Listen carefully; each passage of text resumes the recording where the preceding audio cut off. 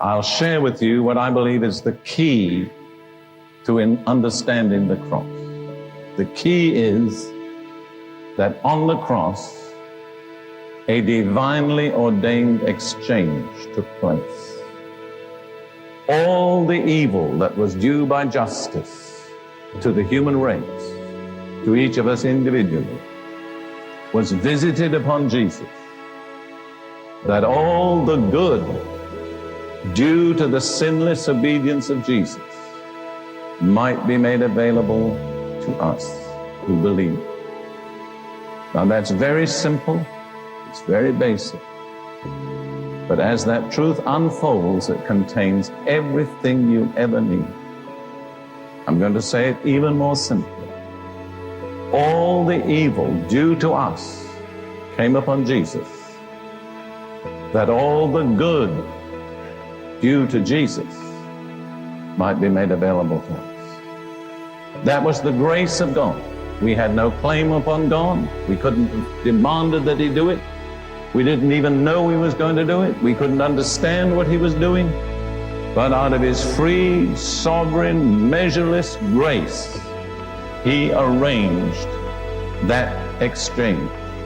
And furthermore, through His prophets, He had predicted it hundreds of years before it took place.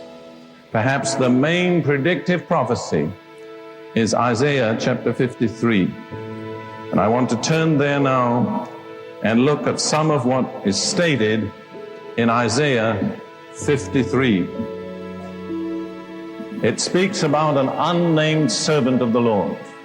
His name is not given, but the apostles and the writers of the New Testament were all unanimous in understanding that this unnamed servant of the Lord in Isaiah 53 was Jesus of Nazareth. And we're going to look at just one verse for a moment. Isaiah 53 verse 6. This is the central verse of the last 27 chapters of Isaiah, and it really is the central verse of the atonement. All we like sheep have gone astray. We have turned every one to his own way, and the Lord has laid on Him, that's Jesus, the iniquity or the guilt or the rebellion of us all.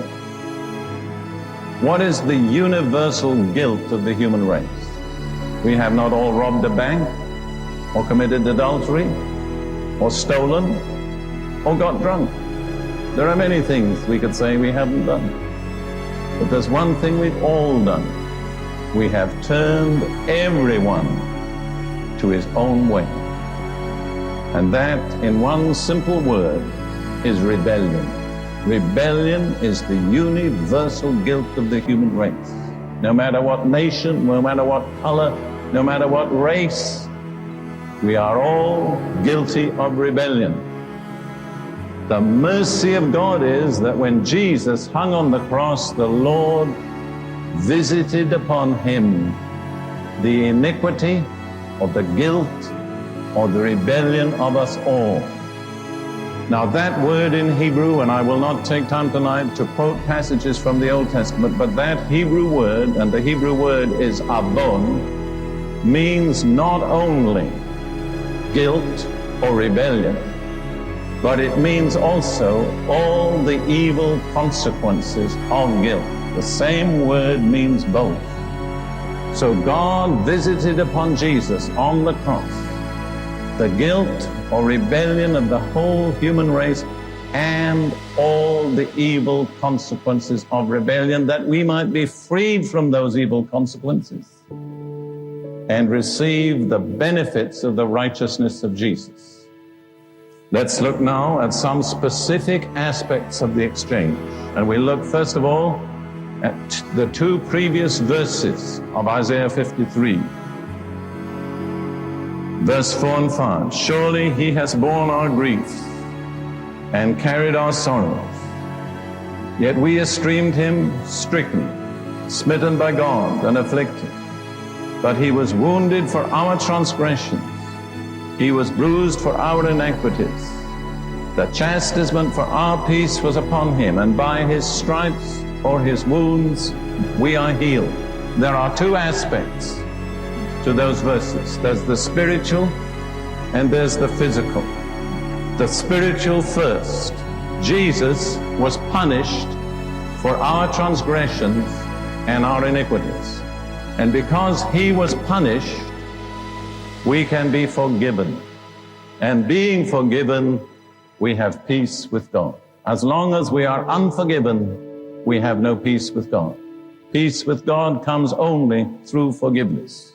But forgiveness has been made possible because Jesus bore the punishment for our iniquities.